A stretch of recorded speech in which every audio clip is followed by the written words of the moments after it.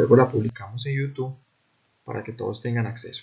Muchachos, entonces, fundamental que ustedes estén muy atentos. ¿Por qué? Porque una vez terminada todas las exposiciones, viene la nota del 20%, que es el examen, y ese examen es de todas las teorías.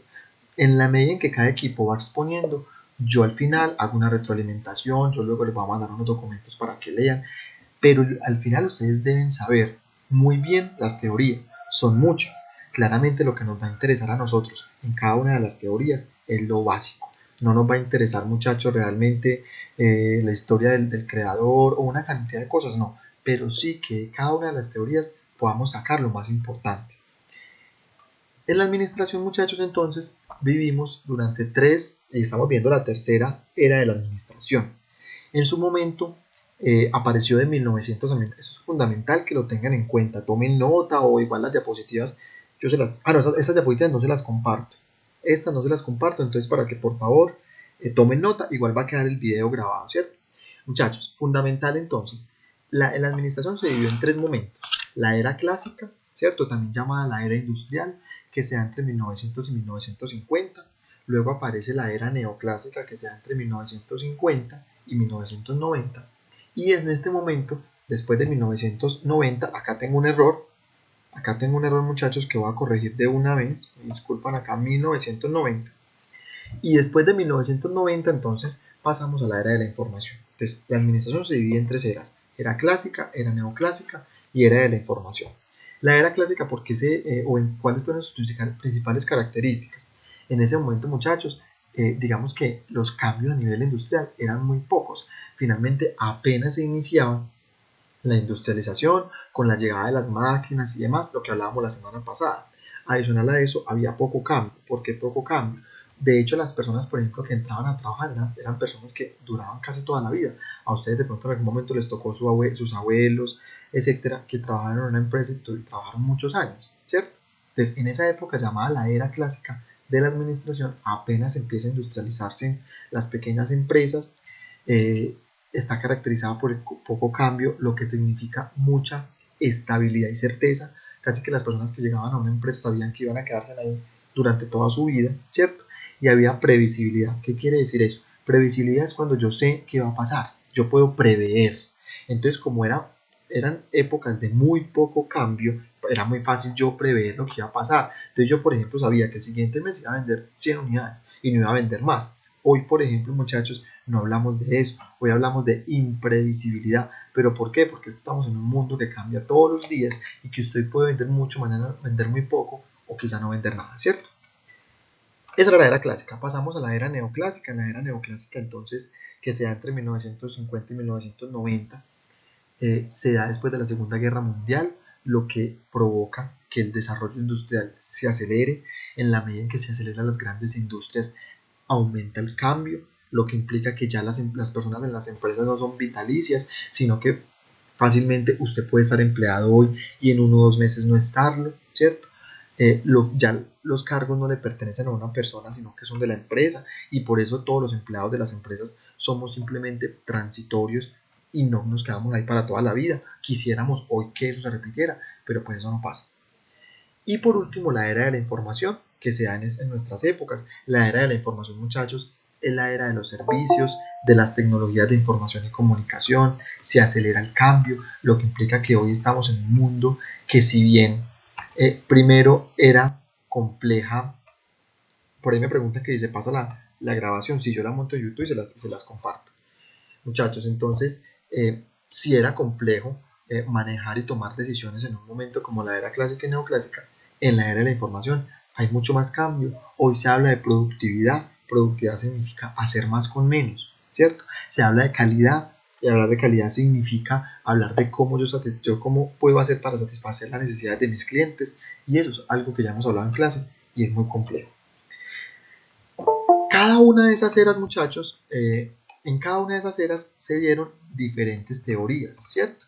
Entonces, muy importante que ustedes sepan cuáles teorías se dieron. En la era clásica hablamos de la administración científica, teoría clásica, relaciones humanas y teoría de la burocracia. Entonces, eso, muchachos, que si me tengo que aprender eso, sí, señor, es fundamental que ustedes sepan cuáles teorías pertenecieron a cada una de las eras. ¿Y por qué es tan importante, muchachos? Primero, porque es ubicarse en la historia de la administración, de lo que usted está estudiando, ¿cierto? Primero. Y segundo, es muy importante también porque, por ejemplo, en la prueba escrita que vamos a hacer hay unas preguntas puntuales que si usted tiene bien claro cuáles fueron las tres eras y qué teorías pertenecen a cada era, es muy fácil. Tendrían que tener muy en cuenta las de la clásica y las de la neoclásica.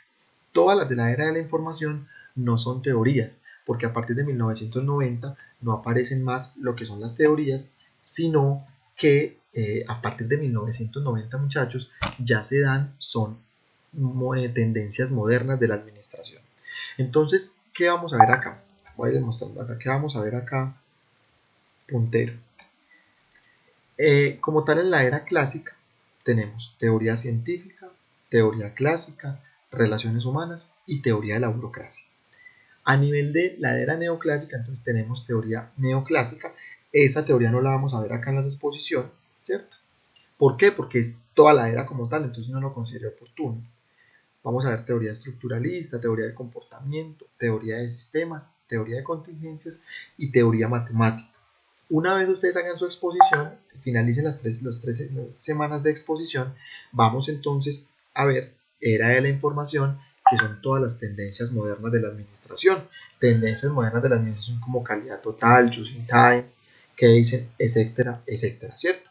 Entonces, cada una de esas tendencias modernas yo se las explicaré en su momento. Muchachos, básicamente, para que tengan muy claro, básicamente el segundo examen es esta presentación. Es decir, vamos a evaluar las tres eras de la administración. Entonces yo por eso les decía, pues lo que les digo no es con el ánimo de asustar, porque no es eso, claramente no, pero sí debo decirles que el segundo examen es un examen que es un poquito cargado. Entonces es muy importante que de aquí para adelante estemos muy atentos. Que si el examen lo hacemos virtual, sí, lo hacemos por plataforma, con un tiempo estimado y demás, ¿cierto? Pero entonces es muy importante que de aquí para adelante nos concentremos muy bien a estudiar y a tener muy claras todas las exposiciones. Yo de todas maneras siempre voy a retroalimentar.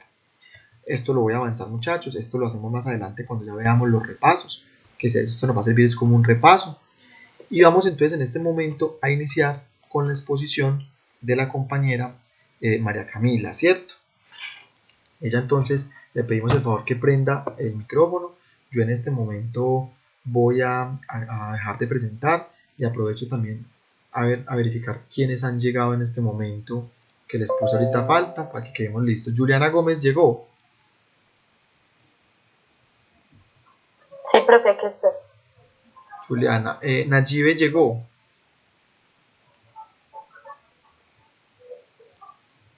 David Parra llegó. Sí, señor, acá estoy. Manuela Romero llegó.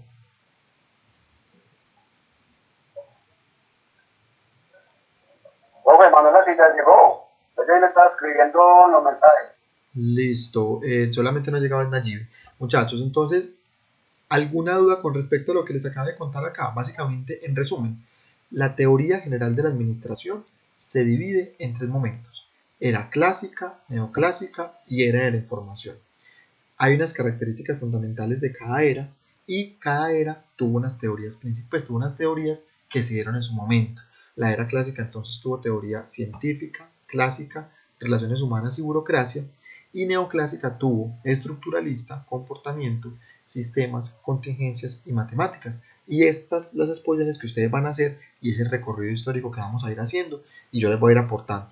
Una vez finalicemos todas las exposiciones, yo ya les voy a presentar lo que es las tendencias modernas de la administración, que esto no son teorías, sino que son herramientas puntuales, ¿cierto? Entonces ya lo veremos en su momento. ¿Hay alguna duda con respecto a eso? ¿Requieren que explique algo antes de empezar las exposiciones? Ese silencio me dice dos cosas, o todo quedó muy claro, o no entendieron nada. Muy bien. Vamos entonces, muchachos, a iniciar con la exposición de la compañera María Camila. Yo en este momento voy a dejar de presentar. María Camila. Señor. Listo, ya voy a apagar mi micrófono. Intervengo si tengo que intervenir. Muchachos, por favor, a todos les pido: 1. Mucha atención a la compañera. Y 2. Pregunten todo. porque si ustedes no preguntan, después de que preguntas soy yo. Listo, entonces pregunten todo. María Camila, muchos éxitos, mucha suerte, no, porque eso se le dice a los perdedores, muchos éxitos. Empieza a presentar, listo. Profe, yo creo que necesito muchos éxitos. Síganme deseando. Entonces, María Camila, ¿cuál es que es tu apellido? Álvarez Quintero. Espérame, porfa, un momentico. ¿Cuál es que es tu... no, tu correo, ¿cuál es? Álvarez con OIZ 980120 @gmail. Álvarez VZ. Pues Álvarez escrito así como mi apellido, con V y con Z. Ah, No, ya. Álvarez 980120 @gmail.com, ¿cierto? @gmail. Entonces, ya de aquí a mañana te va a llegar ahí pues como la evaluación, listo. El tiempo es tuyo, Hágale. el tiempo es tuyo. Ay, no. Hola muchachos, voy a compartirles lo que preparé para ustedes de la teoría científica de la administración. La teoría científica de la administración es planteada inicialmente, el padre de ella, el fundador, es Frederick Winslow Taylor, ingeniero industrial economista de Estados Unidos. Él nace en 1856, muere en 1915 y siempre me quedó la duda, pero él nace en Filadelfia y siempre se mantiene en Estados Unidos, creo que también en Pensilvania. No sé, profe. María Camila y a los demás compañeros, cuando hablemos del personaje, así como lo hiciste, básico, por encima, porque nosotros, con tanta información que tenemos, no nos va a interesar pues qué fue lo que hizo, cómo vivió, no. Lo importante es que era un ingeniero industrial de Estados Unidos. Eso es fundamental para entender la forma en que él consideró la administración. ¿Listo? Muy bien. Gracias, profe. Esta teoría tiene el énfasis puesto 100% a las tareas. Siempre se va a enfocar en ellas, o siempre las va a analizar desde dos métodos, la observación y la medición. Siempre observa cada proceso o cada tarea, cómo se realiza y pasa a medirla, a medir el tiempo que se demora haciéndola, a medir la inversión del cuerpo como tal del obrero y así. Taylor plantea esta teoría mediante dos obras fundamentales. La primera, no sé cómo se dice en inglés, pero así se llama, profe, no sé cómo se dice, pero traduce a administración de talleres. Se dice este libro fue Shop planteado en Management. Shop Management. Y la otra. Shop Management. Y pilas con ese management. Es muy importante para ustedes en general porque management es administración. Entonces, cuando usted le pregunten qué está estudiando, usted nunca puede decir administration. No voy a decir eso nunca porque quedamos mal. Se dice management, que es administración como tal o gestión.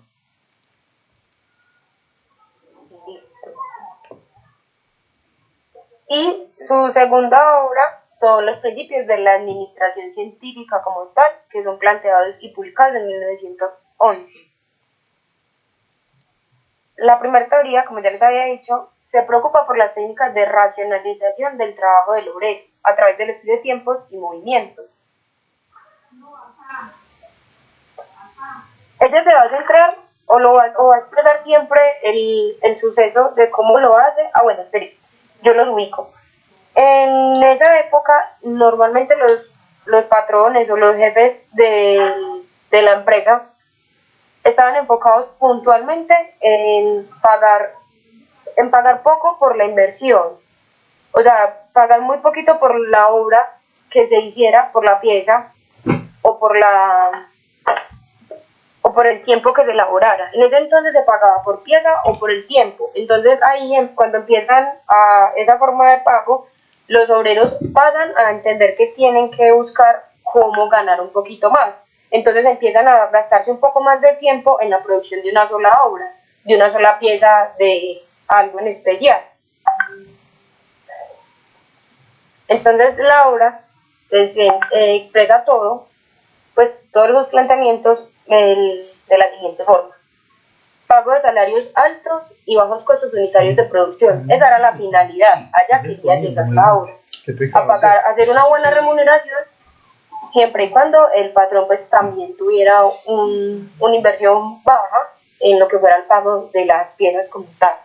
La administración debe aplicar métodos experimentales para tener el control de los operarios a través de procesos estandarizados. Sí o sí, él decía que se tiene que estudiar cada proceso que haga el operario. Estudiar cómo. Ellos tienen que pasar a medirle, a ver cómo se hace cada actividad, cómo confeccionar algo. Entonces, cuánto tiempo se demoran cortando, primero cuánto tiempo se demoran elaborando como el diseño, entonces luego van a cortarlo, luego van a unirlo y luego lo van a empacar. ¿Cuánto tiempo se demora todo eso? Taylor en este libro, si no estoy mal, se centra en, él toma la tarea final y empieza a descomponerla hacia atrás. Una camiseta, que tiene que traer una camiseta, cómo vamos a organizar, cómo se hace la camiseta, y empieza a ver cada proceso y a medirlo. Los empleados deben ser elegidos científicamente y contar con condiciones laborales adecuadas para cumplir las normas. Él dice elegido científicamente centrándose o tomándolo desde la perspectiva en la que una persona que tenga que alcanzar una máquina que tiene palancas altas no puede ser una persona bajita. Estarían perdiendo tiempo buscando a alguien que tenga que buscar una banquita para alcanzar la palanca arriba y luego bajar a cuidar algo que está saliendo por la parte de la máquina. Empiezan a ver cuáles son los componentes físicos que cada operario debe tener para su puesto de trabajo. Una persona con deditos anchos no puede manejar algo que sea muy pequeñito, muy delicado. Son cosas más o menos así, ¿cierto, profe? Perfecto, vas muy bien. Los empleados deben ser entrenados científicamente para perfeccionar sus aptitudes, para cumplir con la producción normal. Entrenarlos científicamente es explicarle paso a paso cómo funciona cada una de las actividades que él tiene que realizar, qué forma las tiene que hacer, para así evitar que el empleado pierda tiempo. Porque ellos van a entender, ellos van a ir planteando que el tiempo es vital para que la producción salga en tiempo corto y de la mejor manera. Entonces es como la idea, mantener las personas educadas, porque igual en ese tiempo no se buscaba, o en este momento no se buscaba un personal que fuera altamente entrenado, sino personas con conocimientos básicos a los que simplemente se les indicara cómo hacer algo y ellos ejecutarlo. Ya en la medida que ellos lo van haciendo, van sacándole provecho porque, como le decimos nosotros, le van cogiendo el tiro. Entonces siempre, ya ahí, después de que ellos ya estén entrenados, van a entrar en un proceso que es cumplir una producción normal. Es decir, empezar a contar con que al día se pueden hacer 20 zapatos. Usted solito puede hacer 20 zapatitos. Pues el proceso que usted hace aporta para la terminación de 20 zapatos. La administración debe establecer una atmósfera íntima y cordial con los trabajadores. Aquí también plantean que es importante que el obrero tenga un espacio, ¿cómo lo digo?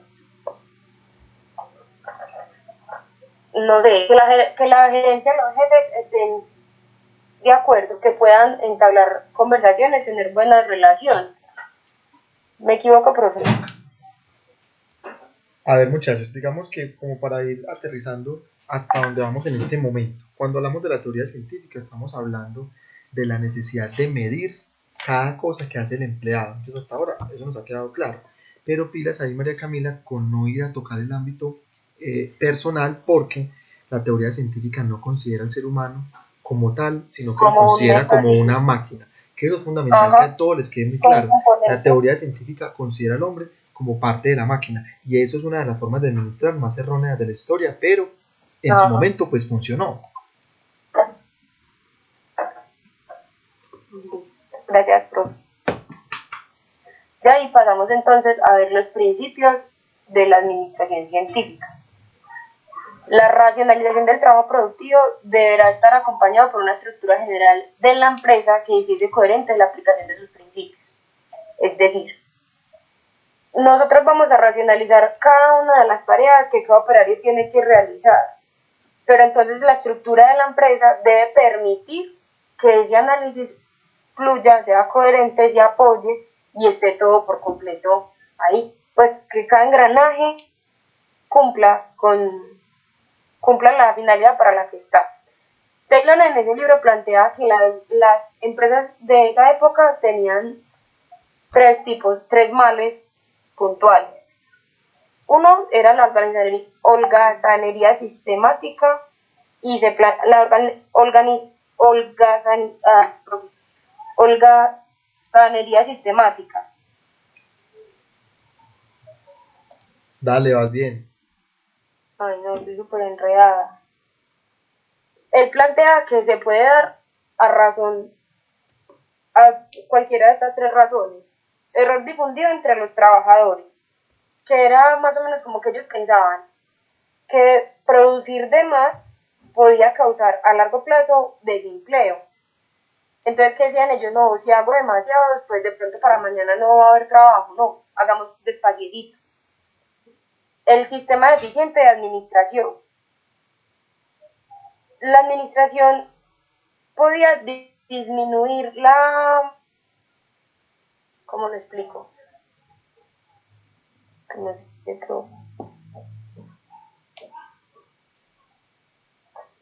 ay, no, profe, ya me perdí, me siento tan nerviosa. Va relajándose ahí, pues yo le voy ayudando, muchachos. Cuando ella está hablando de los tres males de la empresa, en su momento, lo que estamos refiriendo es, uno, la holgazanería sistemática, lo que quiere decir es que los empleados no funcionan como deberían funcionar en un sistema normal, que los empleados lo que están haciendo, simplemente van a una empresa, es por generar dinero y no les interesa nada más. Es más, en esta época se habla del homo económicos, es decir, un hombre que solamente es motivado por el dinero. Entonces, cuando hablan de la holgazanería, lo que están diciendo es, a todos únicamente les interesa ganar dinero. Lo que no les genere dinero, para ellos no es importante. Entonces, males de la empresa, uno, la gente no se preocupa por la empresa porque simplemente van es por ganar dinero. Eso es lo que están diciendo ahí. Adicional a eso, como los tres errores que se menciona ahí, te dice razón de un error difundido entre los trabajadores. Claro, porque la gente no es técnica, la gente simplemente la ponen ahí para que haga una tarea repetida. Dos, como nadie sabe administrar, entonces los sistemas no funcionan. Y tres, pues todo lo hacen aquí con métodos extremadamente empíricos. ¿Ya puedes continuar, María Camila? Sí, por favor y muchas gracias. Dale. Esto fue una cita que encontré muy chévere en mi documento y me parece que explica muy bien como la forma en la que ellos abordan la teoría aporta. La administración científica es una combinación de ciencia en lugar de empirismo, armonía en vez de discordia, cooperación en vez de individualismo, rendimiento máximo en lugar de producción reducida. En fin, desarrollo de cada hombre para alcanzar mayor eficiencia y prosperidad. En lo que a mí concierne es la forma más bonita de decir que ellos adaptan al hombre o al operario al proceso. Ellos se encargan de analizar qué tiene que hacer y ir a decirle simplemente usted tiene que funcionar así, tiene que rendir así y esperamos que haga esto. Así no sirve. ¿O me equivoco? Muy bien. La administración como ciencia. La administración pasa a ser una ciencia cuando se aplica una actitud metódica para analizar y organizar la unidad fundamental de cualquier estructura, aplicándolo incluso a la cima de la organización. Se toma la administración como una ciencia cuando se empiezan a aplicar todos estos métodos que les explicaba desde el principio. A medir, a parametrizar, a indagar todo y se escala y aplica para cualquier proceso que se haga dentro de la empresa. Ellos aquí plantean que su principal objetivo es asegurar el máximo de prosperidad para el patrón y el empleado. La organización racional del trabajo, ORT, es la sustitución de métodos empíricos y rudimentarios por métodos científicos basados en el análisis científico y estudio detallado de tiempos y movimientos, para así definir el método más rápido e instrumento apropiado para así perfeccionarlo. Aquí es donde empieza a surgir el análisis científico y detallado de todo el estudio en tiempos y de los movimientos. Cada uno tiene que ser estandarizado y definido. Fundamentos de la ORT. Análisis del trabajo y estudios de tiempo y movimiento. El trabajo se desarrolla mejor y de forma más económica con la división de tareas y la subdivisión de movimientos para ejecución de los diversos procesos del operario. Aquí arranca puntualmente el hecho de que si yo cierto tiempo se demora, yo puedo empezar a ponerle un límite como tal. El hecho de empezar a medir todas estas cosas va... Espere que ya me perdí.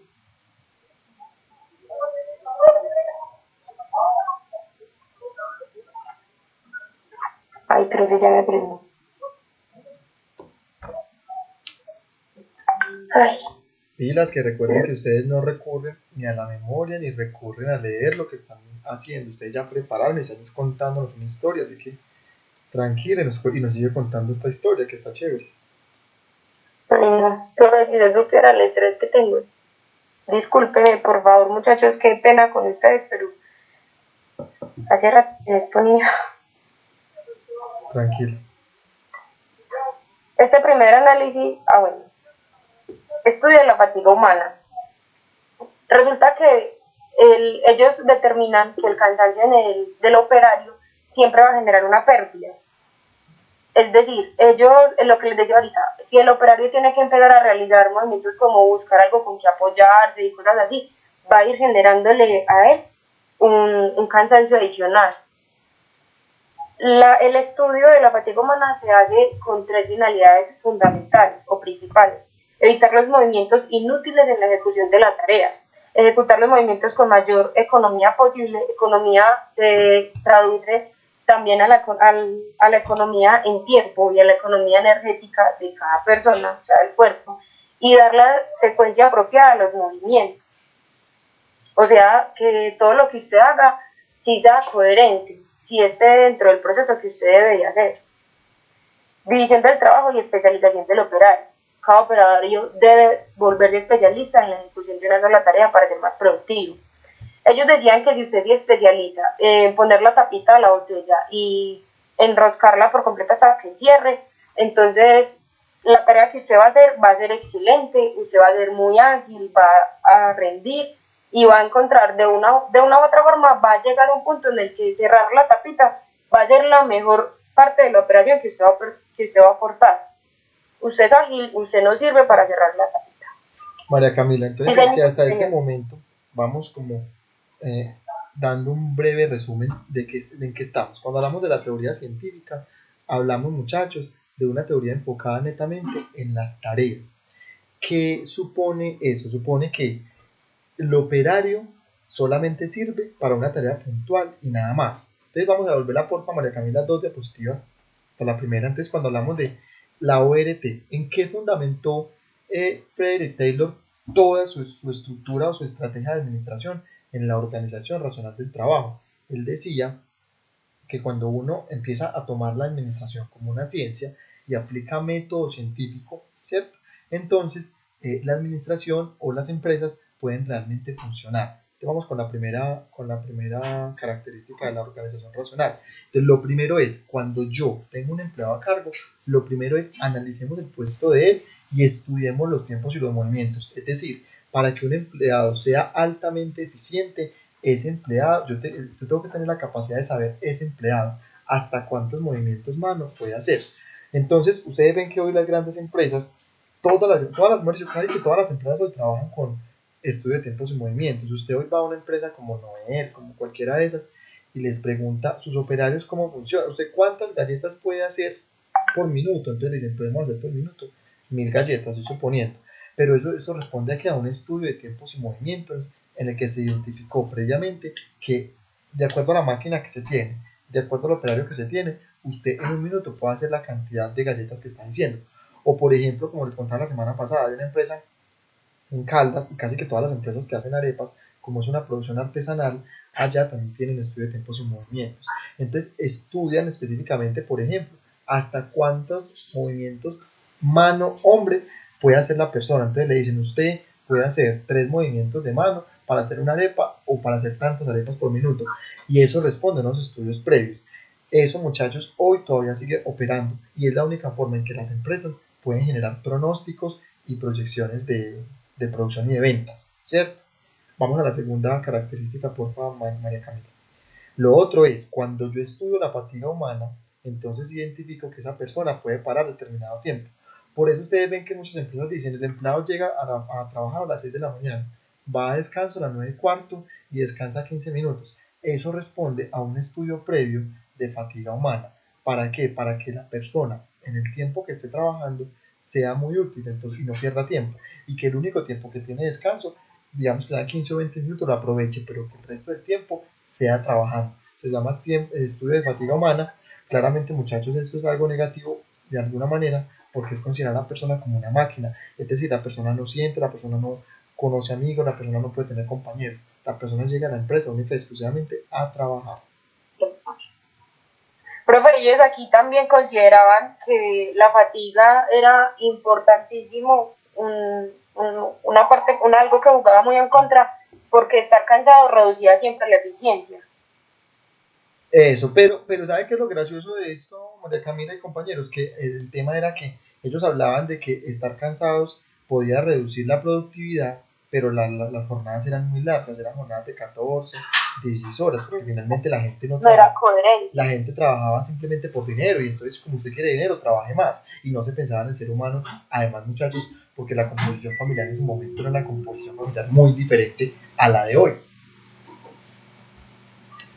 Bueno, puedes continuar, María Camila. Profe, a complementar esto. Ah, bueno, y en este caso, muchachos, lo que podemos decir era, cuando yo tengo identificada plenamente todas las tareas, yo puedo super especializar, que esa fue una de las grandes errores de la teoría, super especializar, al empleado. Muchachos, vuelvo al empleado, prácticamente una máquina en la que es experto en una actividad mínima. Mire, ellos decían que para poder, o lo decía en su momento Taylor, si usted quiere tener un empleado que sea muy eficiente, a ese empleado no se le puede dar tareas muy amplias, no se le puede dar responsabilidades muy grandes. Denle una tarea mínima, por ejemplo, abrir y cerrar una puerta. Entonces, imagínense trabajando 14 horas seguidas, abriendo y cerrando la puerta y no haciendo nada más. Eso se convierte, pues, para una persona hasta mentalmente dañino, ¿cierto? Pero así funcionaba. O, por ejemplo, ahorita me imagino que María Camila va a presentar Charlie Chaplin, ¿cierto? Sí, señor. María Camila va a poner un video de Charlie Chaplin, que alcanzaremos a verlo de pronto acá. Muchachos, Charlie Chaplin, hay que entender el cine que hace, es un cine totalmente crítico, y lo que hace él ahí en tiempos modernos es hacer una crítica, y uno cree que es muy charro, pero es hacer una crítica a la forma de administrar del momento.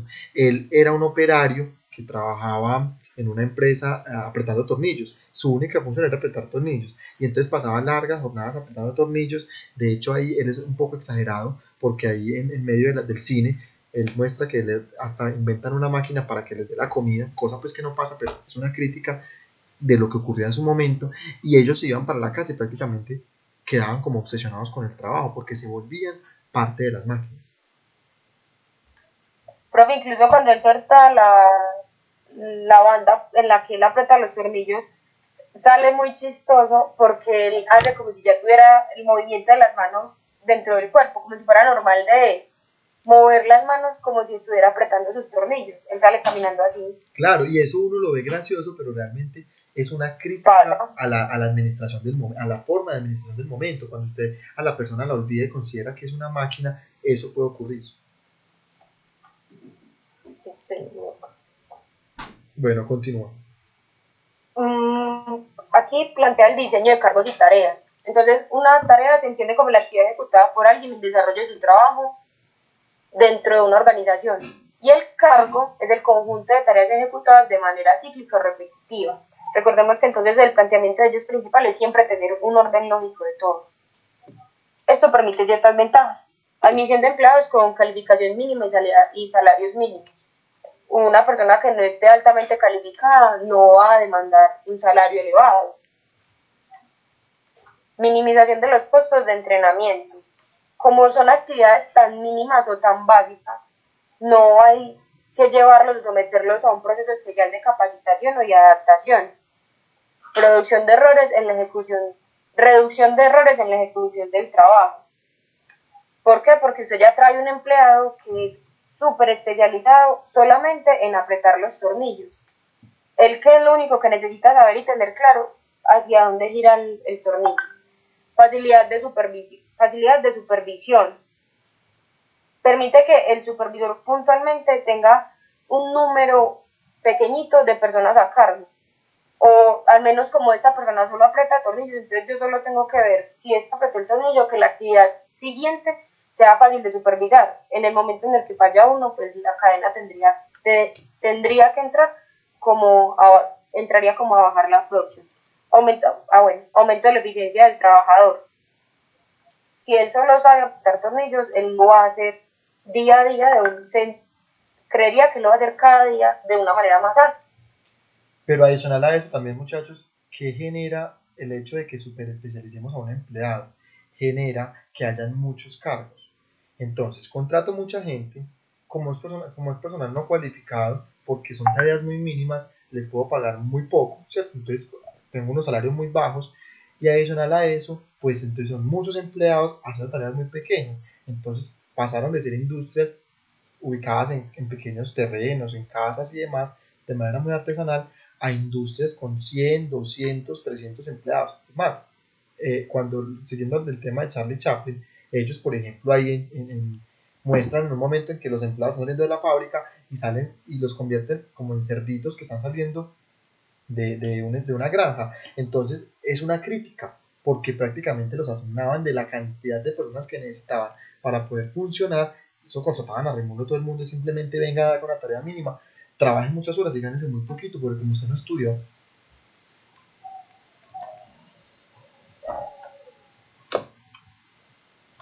Continúa, María Camila.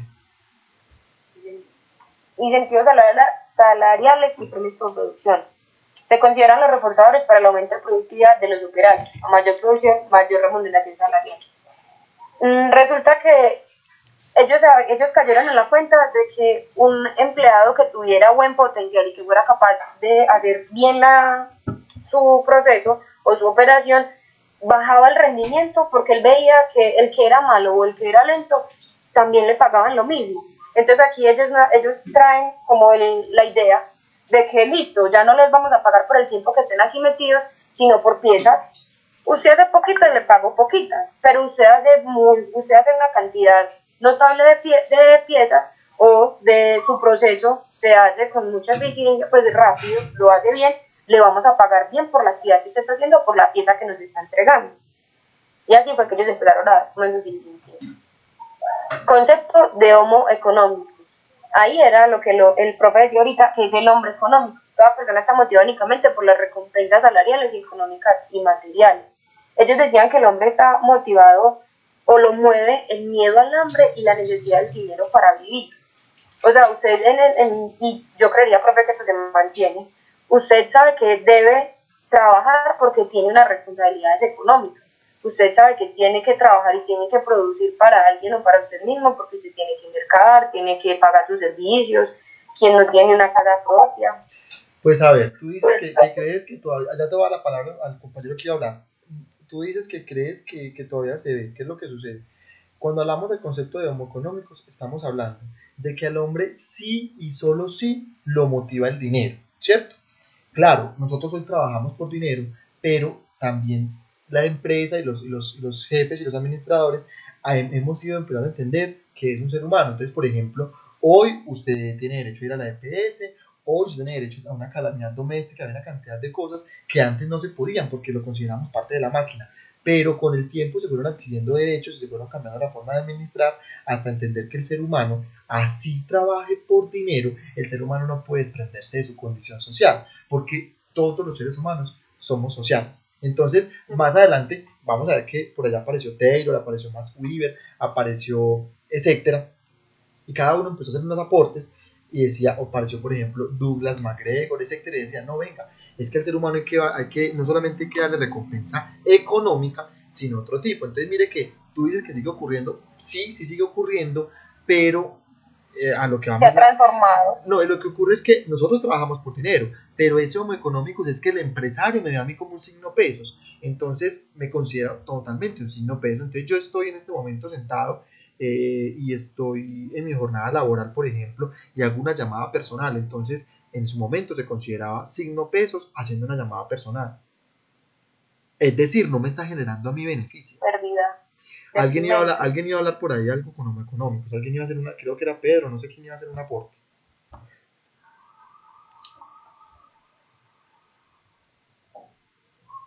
Bueno, no, continuemos. No, profe, yo sí voy a hacer un aporte de este tema que estamos hablando. Yo veo que esta época lo estamos viviendo porque yo veo la gente como muy estresada por lo económico, por los empleos, porque hay más de unas personas que no están trabajando. Entonces, como relacionar, pues me lo relaciono como con el socioeconómico, ¿cómo se llama? Con el homo económico es lo que pasa, lo que pasa, hay compañeros que tienes que tener en cuenta que esta mirada es netamente de la administradora hacia el empleado y no del empleado como una necesidad. Claramente todos necesitamos trabajo y todos trabajamos por dinero, pues, porque finalmente si uno dijera, no, pues es que yo trabajo por caridad, entonces todo el mundo diríamos, no nos paguen, ¿cierto? Todos trabajamos porque tenemos unas necesidades económicas, pero lo que estamos hablando aquí en la teoría científica es la forma de administrar. Hoy las empresas están pensando en el ser humano. Tanto es así que, por ejemplo, esos días escuchaba que algunas empresas ya tienen contrataron para esta época de contingencia unos psicólogos y un equipo sociolaboral para que acompañen los procesos de las personas. Entonces, uno ahí dice, ve, ya están pensando en el ser humano. Eso jamás se hubiese pensado en la teoría científica porque el ser humano no importaba. Importaba usted como productor de dinero. Si una situación como esta se hubiese presentado en su momento, hablando de la teoría científica, eso no simplemente produzca o si no, lo he hecho porque como no me está generando ingresos, pero hoy las empresas están pensando en el ser humano, que es en la casa, le pongo un apoyo psicológico, le pongo un apoyo psicosocial con trabajador, etcétera, etcétera, etcétera. Profe, incluso fuera de la medida, yo creo que más de uno que trabajamos para empresas bien constituidas, ya hemos hecho parte del análisis del riesgo psicosocial. Ya ahora se tiene en cuenta que el empleado, aparte de los riesgos propios que desarrolla en el puesto de trabajo o que puede adquirir en cualquier parte, pues que puede correr en cualquier parte de la empresa, ahora también tiene un riesgo psicosocial. Aquí, en esta teoría, el hombre se anula por completo en todo este ámbito. Solamente es una parte del proceso. Muy bien, excelente. Continuamos. Condiciones de trabajo. Adecuación de instrumentos, herramientas de trabajo y equipos de producción. Se dice que usted debe tener todo perfectamente condicionado y a la mano para poder ejecutar su actividad. Distribución física de las máquinas. Si usted era como poner la máquina en un lugar que sea acorde y adecuado. Mejoramiento del ambiente físico del trabajo. Aquí en el mejoramiento del ambiente físico del trabajo también se hablaba de condiciones ambientales como que el aire entrara bien, la luz fuera adecuada, para que se permitiera su rendimiento al 100. Diseño de instrumentos y equipos especiales. Ahí entraban ya a jugar lo que eran las bandas transportadoras, no sé, los carritos como para cargar y cositas así, que eran apoyo para la correcta realización de su operación o como de todo el proceso como tal. Estandarización.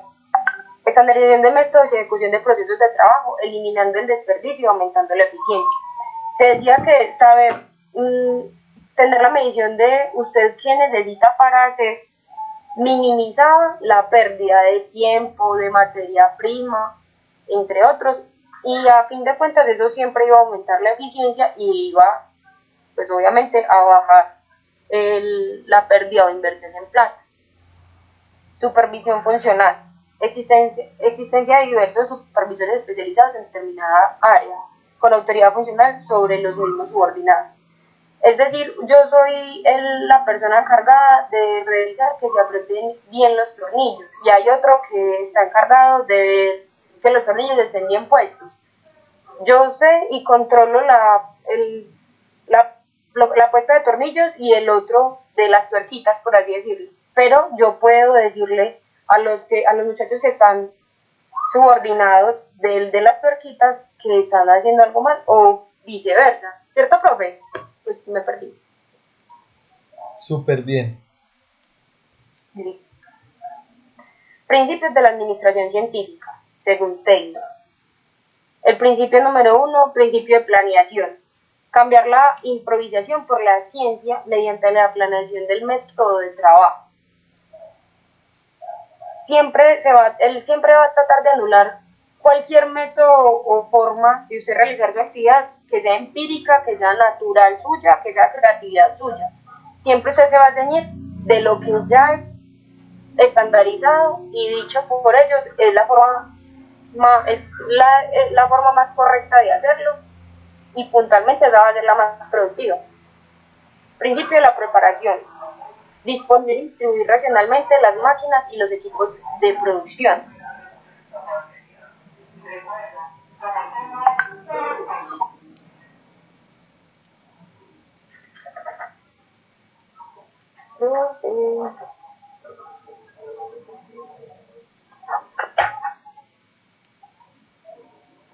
Profe, ¿me apoya por favor? Esta parte la puedes avanzar porque simplemente es de manera general. Usted sabe que hoy hablamos de planear, organizar, dirigir y controlar, ¿cierto? Pero Sí. en su momento Taylor consideró fue unas específicas. Simplemente pásalas por delante, no hay problema, porque no vamos a detenernos ahí. Bueno. Principio de control. La gerencia debe cooperar con los empleados para que la ejecución sea la mejor posible. Y principio de ejecución. Asignar atribuciones y responsabilidades para que el trabajo se realice con disciplina. Apreciación crítica de la administración científica. Mecanismo de la administración científica. Aquí se dice que la administración científica como tal no debería tener ese nombre, sino más fácil llamarse el estudio científico del trabajo. ¿Por qué? Porque ellos no se centran bien como en la persona como tal, sino que la industria en ese tiempo se centraba solo, única y exclusivamente en las tareas. Entonces sería un estudio como tal, puntualmente solo de las tareas. Se habla también de la superespecialización del operario.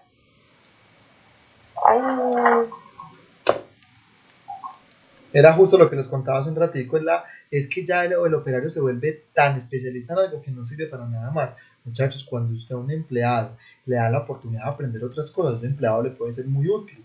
Pues por ejemplo, Gustavo, ¿dónde trabaja? No, yo en los meses no estoy laborando. Bueno, pero has laborado, ¿cierto? Sí, señor, claro que sí. ¿Dónde fue la última vez que trabajaste? En Vertibarra. ¿Qué hacías allá? Vertibarra, señor. Una empresa de servicios de Vertibarra. Listo, pero ¿tú qué hacías allá? Ejecutivo de cuentas. Listo, ejecutivo de cuentas.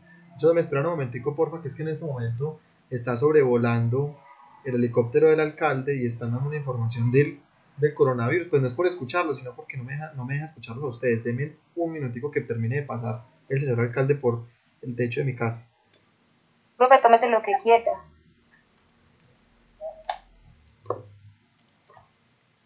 Pues parece que ya pasó. Esperemos a ver, ahí puedo escucharlos. Entonces, por ejemplo, en ese caso, Gustavo trabajaba como ejecutivo, ¿cierto? Si yo como empleado si yo como jefe, perdón, le doy a un empleado la potestad de que aprenda y que pueda participar en otros espacios, muy seguramente en el momento en que otra persona de otra área no pueda estar porque está en vacaciones, porque está incapacitado, por lo que sea, ese empleado me va a servir a mí, en este caso, por ejemplo, Gustavo. Pero ¿qué desea la administración científica? No le dé varias tareas, déle una sola. Entonces se vuelve tan especialista en una tarea que si usted en algún momento necesita un reemplazo, no tiene con quién porque ese empleado no sabe. Ese empleado se especializa en algo tan puntual que no aprende nada más. Vuelvo y les digo lo que les decía ahorita, que no es exagerado. Les enseñaban a la gente, les decían, usted viene a esta empresa para abrir y cerrar la puerta. No era como hacen hoy los vigilantes que tienen que llenar una minuta, que tienen que... Nada, era abra, cierre la puerta, abre y cierre la puerta. Entonces la persona pasaba 20 años de su vida abriendo y cerrando la puerta. Cuando alguien de la empresa necesitaba un apoyo de más, no había quien lo apoyara. Bueno, termina por favor, María Camila. Listo. La visión microscópica del hombre. Ay, profe.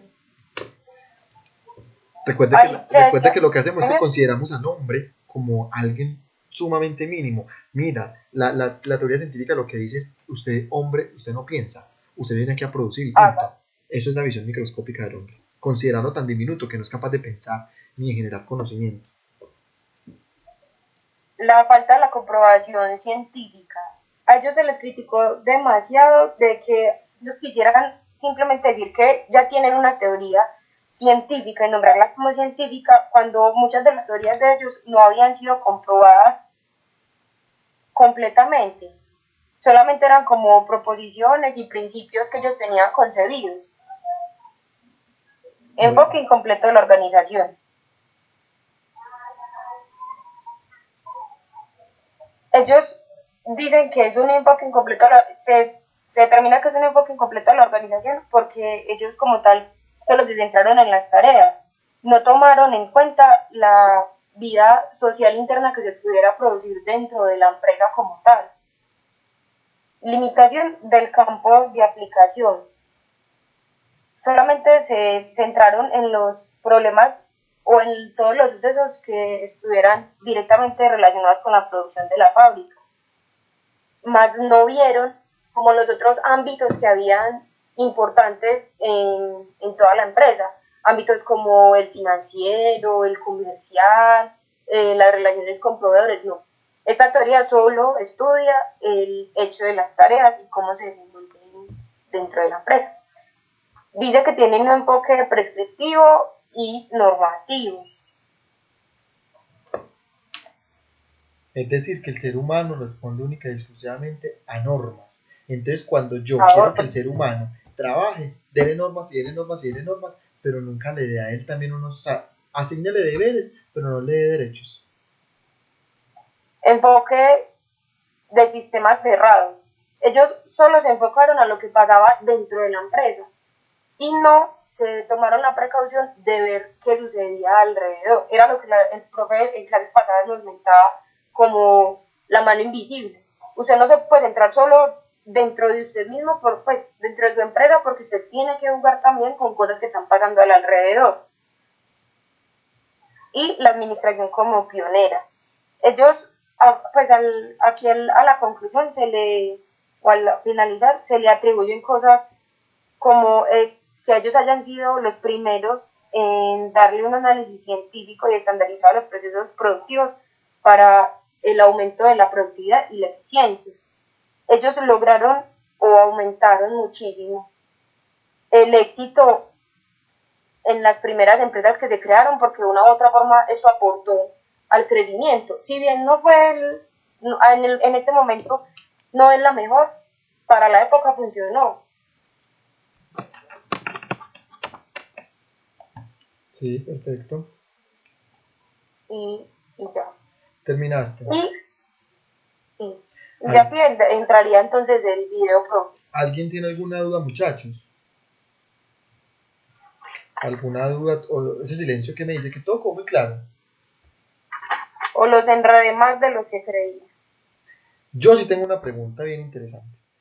Cuando Cuéntame, tú estás hablando de administración científica y tú nos haces todo un recorrido por la administración científica, cuéntame por qué se le llama administración científica. Pero yo creería que por los métodos que él quiere aplicar al proceso. ¿Cuáles métodos? Los que mencionaba al principio, siempre se va a observar y a medir. Excelente, esa es la respuesta. Siempre van a observar cada actividad, cada proceso y le van a medir tiempos, inversión de energía, inversión de personas o equipo, todo está parametrizado, absolutamente todo, pero siempre analizándolo. Y me parece muy chévere que él tomara, donde leí, él no toma el inicio, sino que se va al producto, al final, y luego se devuelve paso a paso, cómo se hace cada uno, o de dónde viene, o qué es lo necesario para que ese producto final sea puntualmente un producto, porque también vi algo, a ellos les importa la producción y no la calidad, cantidad, y no evalúan como tal la pieza final. Eso fue, pues no encontré como una parte donde me dijera que es importante la calidad del objeto que se está produciendo. Muy bien, María Camila, esa es la respuesta. Mejor respuesta no hay. ¿Por qué se le llama teoría científica? Porque aplicó, entre comillas, el método científico a la administración. ¿Y cuál era el método científico? Como tú lo dijiste, observar y medir. Entonces, todo lo observo, todo lo mido y con eso controlo. Muy bien. ¿Algo más que agregar ahí, muchachos? ¿Alguien tiene alguna duda con respecto a la teoría científica? Bueno, yo seguí hago una breve retroalimentación. ¿El video cuánto es que dura, María Camila? No dura más de 5 minutos. Veámoslo de una vez. Listo.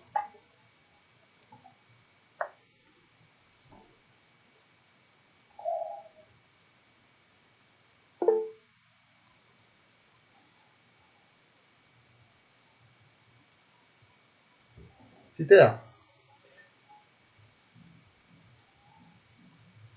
María Camila, tú tienes esto en pantalla completa. Sí, señor. Si quieres darle escape, salir, escape y ingresa a YouTube. ¿Lo abro ahí? Sí, pues sal de ahí y ingresa a YouTube. ¿Cómo así, profesor? Dale ¿Se tecla. los está mostrando? No, ahí no me lo está mostrando. Tienes que darle tecla escape. La tecla que está en la parte superior izquierda del teclado. ¿Sabe por qué no lo muestra? Porque él está configurado solo para presentar PowerPoint. Deme un segundito. Por eso, a eso me refería con que le dieras escape. Cuando tú sales de la presentación, ya puedes mostrarnos la pantalla completa. Ahí debe estarles mostrando mi escritorio. Ahí sí, perfecto. Ahí sí ingresa a tu escritorio y arranca a mostrarlo, por favor. Ahí ven si lo pongo pantalla completa. Sí, ahí lo estamos viendo.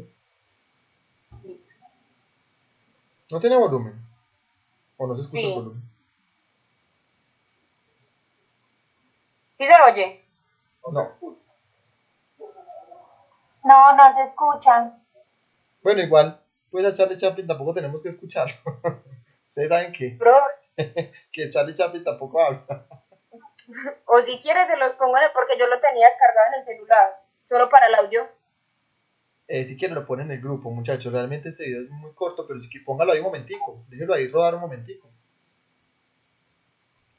Y yo les voy a ir como contando rápidamente. Miren, muchachos, que lo que hace es que Charlie Chaplin, a partir de un cine que es muy gracioso, y miren lo que está sucediendo en este momento en el video, lo que hace es demostrar que la gente se super especializa en una tarea puntual. Entonces mire que ahí tiene, al lado de él tiene un jefe que está todo el tiempo controlando, y esa era la teoría científica, controle todo el tiempo para que él pueda operar. Camila, que si le das por favor ocultar, nos dice en allí, dale ocultar ahí para que nos permita leer. Listo.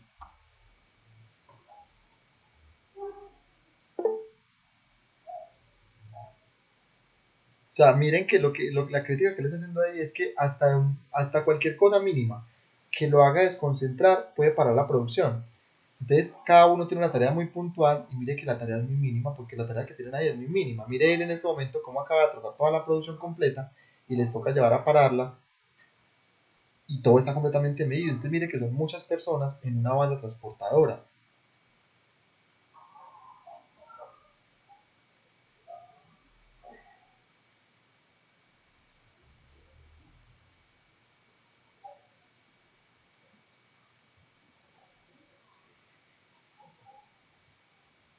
Y los administradores de la época simplemente por un televisor pues dando órdenes y ejecutando y haciendo ejecutar las tareas. Entonces básicamente pues ese es el video que muestra. Eso es un documental que dura como 2 horas creo, completo. Eso es chévere vérselo, pero el que uno entienda cuál es la crítica que está haciendo realmente Charlie Chaplin en esta película que se llama Tiempos Modernos. Se las recomiendo, realmente es muy interesante. Pues aparte de que es muy graciosa, lo que lleva es a entender que la administración del momento considera al hombre como parte de la máquina. Listo. Mira Camila, entonces puedes pararlo porfa y termina tu exposición. ¿O ya terminaste? Profesor, ya terminé. Ya usted me dirá entonces cómo comparto con los compañeritos la actividad que habíamos acordado. ¿Cuál es que la Compartir actividad? como... Recuérdame cuál es la actividad. Señor. Recuérdame cuál es la actividad. Yo se la mandé, yo la subí al Q10. Resulta, muchachos, ¿le explico, profe? Porfa. Listo. Resulta que hay un término que intentó un ingeniero, Frank B. Hilbert, que siguió la corriente de Taylor. Él puntualmente es quien determina que para hacer cierta actividad hay unos movimientos elementales, él dice que son 18, para realizar cada actividad. Entonces se supone que la actividad que yo planteé es que ustedes escojan una tarea del hogar y la descomponga como el ejemplo en el que yo le puse. Yo tomé el de poner un tornillo. Yo puse en mi actividad el ejemplo de cuántos pasos necesita usted para poner un tornillo. Pero entonces mi actividad le pide que por favor analice una tarea de la casa. ¿Usted cuántos pasos tiene que ejecutar para barrer? ¿Cuántos tiene que ejecutar para sacudir o algo así? Y también aplica para una receta de cocina. Primero con actividad de la casa porque yo considero que es un poquito más sencillo y luego con una actividad de la cocina. Y lo invito a que también mire más o menos cuánto, pues si es posible que tome el tiempo, porque es muy interesante. Imagínese usted en realidad estar haciendo algo y que alguien me esté supervisando todo el tiempo usted qué está haciendo. No sé, como para hacerlo un poquito más presencial, no sé si me lo habré tomado muy a pecho, profe. No, está muy bien, María Camila. De hecho, es una actividad muy bacana porque es el estudio de tiempos y movimientos con actividades que todos los días hacemos y que eso es algo que a nivel administrativo pues todavía se usa mucho. Esa actividad me parece muy bacana y vamos a ponerla a hacer para la próxima semana y son actividades que van generando unas bonificaciones, muchachos. Recuerden que pues se avecina el examen y esas actividades, por ejemplo, esta actividad que está planteando María Camila va a ser bonificación. Entonces, ¿qué vamos a hacer? La vamos a cargar en la actividad y hagamos lo que siempre hacemos con las bonificaciones. Los que quieran la montan en Q10, los que no tienen problema, pero los que la monten y hagan la actividad, yo les sumo bonificación en esta exposición. ¿Listo? Profe, para mí también cuenta mi actividad. Sí, sí, también cuenta. Ah, bueno. Entonces ya nos quedó claro ahí que sería que yo les voy a montar ahí bonificación y hacen los que quieran realizarla la hacen. Yo les pongo para dentro de 8 días, me la entregan y a los que sí, yo les voy sumando la nota en la exposición. O sea que yo les voy a ir montando nota a ustedes en exposición, pero esa nota puede ir aumentando en la medida en que vayan ustedes haciendo las actividades. ¿Listo? Listo, profe. Muchachos, voy a presentar rápidamente mi pantalla, no me demoro para que vamos al descanso. Para aterrizar básicamente lo que acabo de decir acá la compañera, entonces, ¿qué nos debe quedar claro, muchachos? La administración científica se reconoce científica porque aplicó el método científico, valga la redundancia, en la administración. El método científico es mucho más largo, pero utilizó la observación y la medición como parte del proceso. ¿Cuál fue el error? Que nunca comprobó la hipótesis. Entonces, ellos simplemente observaban los empleados, medían los empleados y creían que con eso era suficiente. Pero para que pueda existir una teoría es necesario que esa teoría se compruebe. En este caso la teoría nunca fue comprobada, entonces por eso se le dice que no hubo proceso experimental, ¿cierto? Básicamente lo que dijo la compañera, en la administración científica se habla de la organización racional del trabajo, es decir, analice el trabajo, analice los tiempos y los movimientos de las personas para que sean mucho más eficientes. Es una teoría netamente enfocada en las tareas, lo que implica, muchachos, que aquí el operario no es importante. Acá lo único que importa realmente es la productividad. Productividad entendiéndose como hacer más con menos, ¿cierto? Lo otro es, tomamos al hombre como parte de la máquina. De hecho, miren esta imagen, no sé si alcanzan a verla bien ahí. Esta imagen lo que hace es una crítica, la voy a poner grande, una crítica en términos de que, ¿qué es lo racional ahí? Según esta imagen, lo racional son las máquinas.